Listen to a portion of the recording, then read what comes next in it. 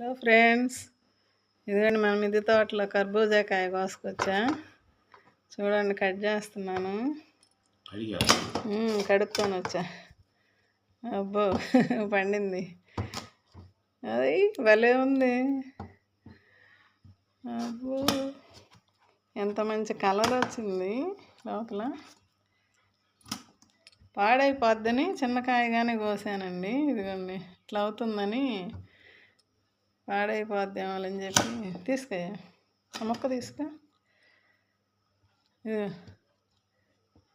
తిను.